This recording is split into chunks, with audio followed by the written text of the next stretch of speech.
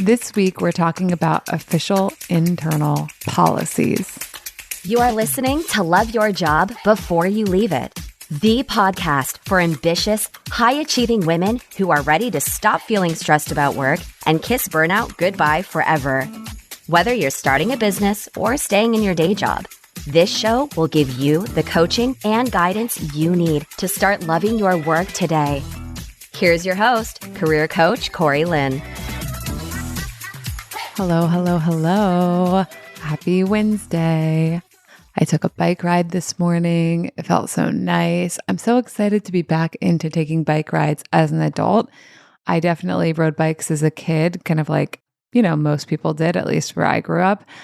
And it's so fun to get back into it. In the spring, I was just like, I think I need to buy a bike. Sacramento is very flat, which makes it really nice for biking. And it's super fun. I love the way it feels like breezy, even if it's not breezy, because you're biking quickly through space.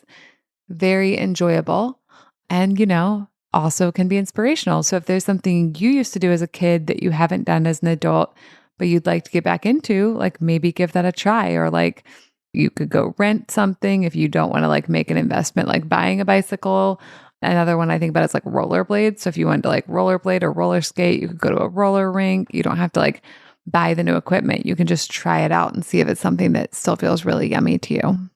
And if you maybe want to incorporate it into your life moving forward. So this week we're talking about a new coaching concept I'm calling official internal policies. And this concept came up in conversation with one of my amazing one-on-one clients. So this client in particular, we were talking about, we have ideas and beliefs of our own inside our own head, but then when we encounter other people who have different opinions, sometimes it can be hard to hold on to our own opinions and to not upload those other people's opinions and start thinking them. For instance, if I were thinking I love my business, it's so successful, it's doing really well. And then I encountered someone else who had maybe criticisms of my business, or maybe they were it seems like it's fine, but it's not for me. Or if they were you think that's successful. And sometimes this happens really in life, someone actually says those things to you. And sometimes we actually do this thing where we just imagine the other person is saying it to us. So it could be anything, right? It could be maybe you want to get into freelance writing and you write your first article and you're feeling really good about it and your writing's really strong. And then either someone else actually is it's okay, or it's not that great. Or maybe you just in your head, you imagine oh no, what if the editor doesn't like it? That sort of thing. So that's a thing that can happen to a lot of us. And I like to kind of use the metaphor of infectious disease for this. So it's you have your ecosystem and your thing is working and it's all going as you want it to, right? Healthfully, I guess would be the metaphor. And then we introduce a germ or a bug, right? A bacteria or a virus that comes in and can kind of change the whole ecosystem or cause an infection, right? And so what we're talking about here really with beliefs is thought patterns. And so it's sort of a thought infection, right? It's we feel good about something that we are doing or something that we've made or something we're working on until someone else comes along and either actually offers us the idea that it's not so great, or we kind of imagine that they would offer us that idea. And I think this happens to people all the time, right? And especially when we feel vulnerable, if we're making something creative, right? If we're doing art, if we're doing creative writing, but also something else that could feel vulnerable, we want to start a new business, or we're worried what people will think about the business, or we're worried what people will think about us as a business owner versus whatever else we've always done that they know us as. Or actually when I was first kind of beginning to question my sexuality and to think I think I'm not straight. Actually, I think maybe I'm queer. There was a part of me that thought that was really fun and interesting and exciting. And then I was also worried what other people would think, right? So that was one where people weren't even necessarily saying anything to me, but I have the internet, so I could see some of the things that people sometimes say about later in life queer women, or feminine queer women. And I could see those. And so I was kind of at risk of uploading those to my brain. I was at risk of like having a little thought infection from other people's opinions which may have been said to me out loud, but in that case, rarely were, or which like I could see on the internet, like those did exist. And so my brain was like, oh, these could apply to you. And then also sometimes we don't even see the evidence like on the internet, but we're just like, oh, it would really suck and hurt my feelings if someone thought this. So then we kind of become obsessed with like, maybe someone's thinking that right now. So that can be a really painful experience, and it can block us from doing lots of things. It can block us from working on our creative writing. It can block us from sharing our creative writing with the world. It can block us from like wanting to develop a new skill in our day job. And then if we even develop that skill, it can block us from wanting to share that skill. So this can be like really disruptive on a lot of layers, right? So how do we deal with it? What do we do? So this is what I was coaching my client on. My client has done a really amazing thing. She's created something really wonderful. And now she's like at the part of the process where she's like sharing that with other people. And some other people are going to like it and say nice things, but she's trying to actually get an outcome, right? Where someone would need to say like, yes, I want that. And so far, no one said, yes, I want that in this one context. And some people have said, no, thank you, I don't want that, right? So this is actually so interesting because sometimes when people say no, thank you, they say a bunch of nice things, but then they say no, thank you. And then we're like, oh, they hate us and think we're terrible. Versus like maybe they like it, but they passed on it for some other reasons. We don't really know. What we know is that they passed on it, or we know whatever feedback they gave us about like why people have said no. So anyways, this is where it comes back to official internal policies, because what we were talking about is how to be less susceptible to those thoughts of other people, whether it's like literal thoughts other people are having and telling you out of their face hole, or whether it's like imagined thoughts, like the thoughts we're afraid someone has, or whether it's thoughts we've seen some people have on the internet, like is the example, like with, my queer sexuality journey.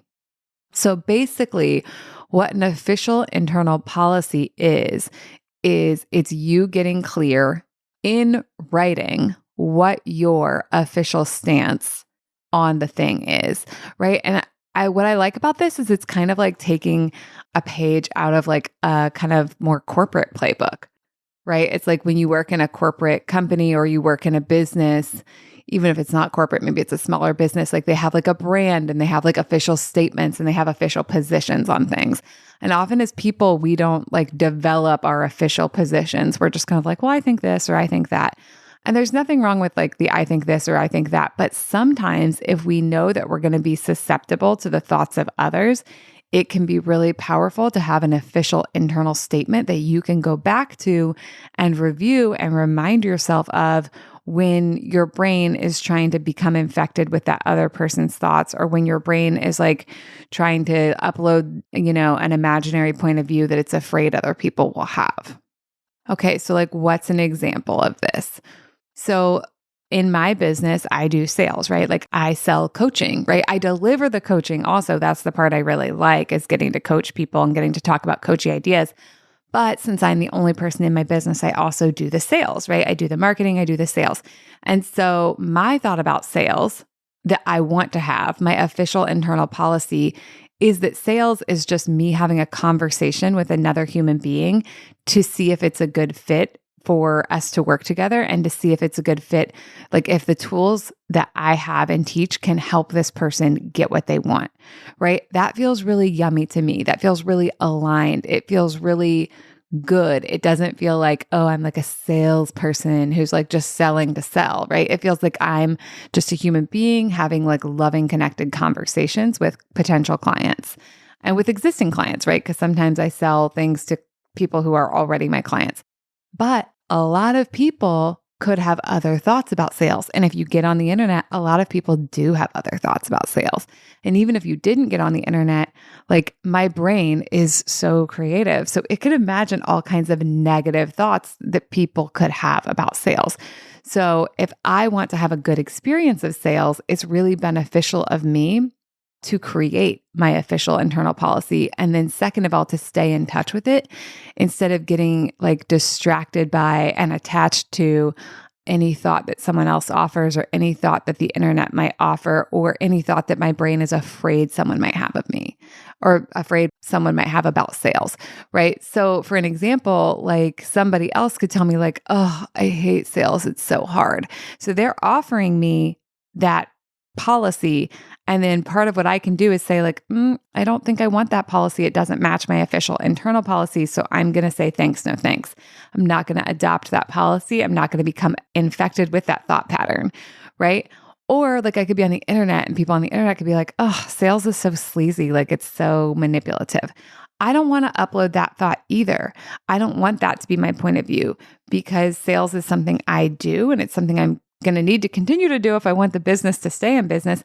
Also, like, I don't want to be manipulative. And I don't think that I have to be manipulative in order to do sales and to be good at it, right? Because to me, being good at it is like being kind to myself, being kind to the other person, seeing if I think it's a good fit, sharing what I know coaching can do, and then trusting that if they're supposed to be my client, this is a little woo-woo, but I am a little woo-woo on the inside, y'all, right? So like, I'm like, oh, if they're like going to be my client, it's going to work out. And if they don't hire me, then that's not what needs to happen. And that's okay too.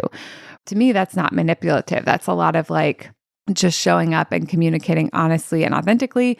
And also like trusting the other person's knowledge and expertise. Like if they think they want to hire me, great. And then we're going to work together. And if they think they don't, that's also great. I don't need them to hire me for like me to feel good or okay about myself or to feel like the sales call was like successful. Because to me, successful doesn't mean they become my client. Successful means we have a wonderful conversation and we figure out how they can move forward, whether it's with me or not, right? So we talked about already thoughts other people might say out of their face, thoughts the internet might say. And then human brains have this magical capacity to come up with like what would hurt our feelings the most or like what would be the most terrible thing just in our imagination, right? So in my imagination, like my imagination could come up with another negative thought, about sales. And then it's my job to notice my imagination doing that and to say like, thanks, no thanks. Now, sometimes the internet, other people, or imagination might bring up something you do want to consider. You might want to be like, oh, is there some useful content here? Like, do I want to address this? Like, is there something I need to learn more about? Like for instance, if someone was like, oh, there's this sales technique and it's problematic for these reasons. And like, let's say someone says that and I use that sales technique, then I might be like, oh, let me look at that and let me see if I agree that that's problematic. Like, let me do some research. Let me find out what they're talking about. So it's like not that we never take information from other people. The official internal policy is more a way to keep yourself on track if you happen to be highly influenceable. And a lot of humans are highly influenceable because we're social mammals and like we like to like know what other people are doing and like kind of like fit in or belong. And like, we don't like to stick out and none of us want to be like an outcast, right? Because there was a time in the history of our species when if you didn't fit in and belong, you were probably going to die because humans weren't capable of kind of like caring for themselves individually at that time. We could get into a whole thing about like community care versus self-care and if humans are actually like able to care for ourselves individually now, but we're going to leave that conversation for a different time. Because I want to stay focused at least a little bit. I love a tangent, but I want to stay focused on this idea of official internal policies, what they are and how they can be useful to you, right? Okay, so basically you have your official internal policy. You're going to design that on purpose. It's not just going to be like whatever bullshit your brain says to you all day long. Because your brain, if your brain's anything like my brain and my clients' brains and everyone's brains I know, it says a bunch of bullshit. And probably a lot of that is stuff it just like learned from like socialization, like from the whole culture or like things in your house growing up or like things that inferred from like TV and movies. It's probably not what you want your actual official policy to be. So official policies need to be created by design. What do I want to think about this? What do I want to bring myself back to when my brain finds a new idea that it like might want to get distracted by, or when my brain encounters like a thought germ that it like maybe is going to get an infection from? And when you think about like how to design your official internal policies, I think like a lot of it's like, what are your values? Who do you want to be? And then like what policies are going to help you create what you want to create, right? So like, do you need a policy about courage and resilience because you want to be taking courageous action over and over again, knowing that a lot of it won't work out because like that's what's required to go after the goal that you're working on, right? Like I have a business, and having a business often does require, at least in my opinion, it requires taking action over and over again. And like a lot of that action, not doing what you want it to do. And then you can choose to think that's really brave, and that feels to me really yummy, or you could choose to think a different thing about it, which might feel less yummy. So if I want to do it and I want to keep doing it, then to me, I need like a yummy, supportive thought about it. So I would design a yummy, supportive, official internal policy about that thing. So you can sort of design these for any area of your life, but what my client did was she designed them for areas where she felt like extremely sensitive to the opinions of others. And especially where that sensitivity to the opinions of others is going to create obstacles, right? Like if you want to build a business, but you are extremely sensitive to the opinions of others about building a business, then that might be a place where you like doubly want an official internal policy, because you need a policy to kind of like protect your thoughts from other people's thoughts. And then especially like if you know you have people in your life who are critical of like starting business, or who are critical of like your ability to start something, that would be a reason that you might want to create a policy so that you have something to come back to when you encounter those other thoughts. And the reason I really want you to write the policy down is so you can revisit it. When we're really sensitive to or easily influenced by people's thoughts, when we encounter those people's thoughts, it can be hard to even remember what our thoughts are, because we can like kind of get on the bandwagon with the other thoughts so quickly, or like become infected with the other thoughts so quickly. It's like, if you want to go into the infection metaphor, it's like the new thought comes in and then it like proliferates. Is that the right word? It like creates a bunch more of itself, and then you're like drowning in the new thought, right? So when you have that official internal policy, you have something you can come back to, not just like in your head, but like literally, I want it to be like a document on your phone, a paper on your desk, right? Like a bookmark in your book, like write it down and stick it in there literally, so that you have something where you can remind yourself. It's almost like a life raft to pull yourself out of the sea of everyone else's thoughts and to get yourself back on track with like, who are you deciding to be? What kind of life are you deciding to live? What kind of things are you deciding to support? Like, how are you setting yourself up for success versus just getting bogged down with everyone else's thoughts and allowing all those other thoughts and opinions to block you from doing what you want to do and creating the kind of life you want to live? So that's basically the tool and the concept. And I'll say one more thing, which is this. I personally make a lot of choices that they don't necessarily go with the grain of like what the culture is doing, right? It's not that my choices are like controversial necessarily, although they could be, right, to some people. It's more that I just think they're like maybe unique or different than what is typical. Like they're non-conforming, right? Like in a world where a lot of people have a 9-to-5 job, which I've also had, I have a business. In a world where a lot of people work 40 hours a week, I absolutely do not work 40 hours a week. I don't even know how much I probably do work, but like maybe I would say 20 to 30 hours a week, right? In a world where a lot of people own their house, Alex owns the house we live in, but I don't own the house. I don't own any real estate, even though I'm almost 40 years old and I have enough means to be able to do so. Probably. I mean, I've never tried, but I think I probably could, right? I no longer own a car, right? Alex owns the car in our household, and we have like a set of agreements about the car. Like Alex and I, particularly as a couple, the way we do things in our relationship is very different than how a lot of people do things. And I wanted to touch on this because anytime that you want to be making different choices than what is kind of like culturally shown or culturally accepted, an official internal policy is going to be even more useful. Now, for me, for whatever reason, for a long time in my life, I think I've felt more comfortable than a lot of other people making unconventional choices. Oh, that's the word I've been looking for this whole time, is unconventional. And I make a lot of conventional choices too, don't get me wrong. But I think for a long time in my life, like people would be like, oh, well, you have to do this. And I'd be like, why? I don't want to do that. I'm just not going to. Right. And so I think, I don't know, maybe at a young age, I read a book where character like made unconventional choices. And so I decided like I'm allowed to.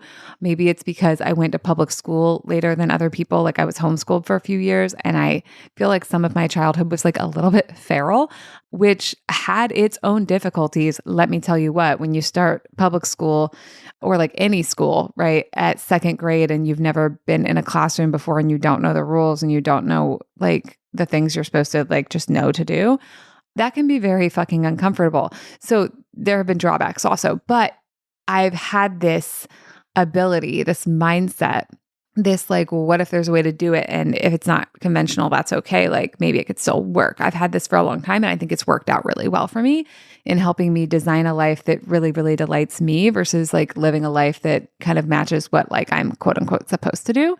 But even if you don't have that already, you can develop that capacity. And I think official internal policies are one of the best ways to do it because it's deciding on purpose what you want your rules to be. Not that policies are rules because they're not. They're kind of more like guiding, visions or something.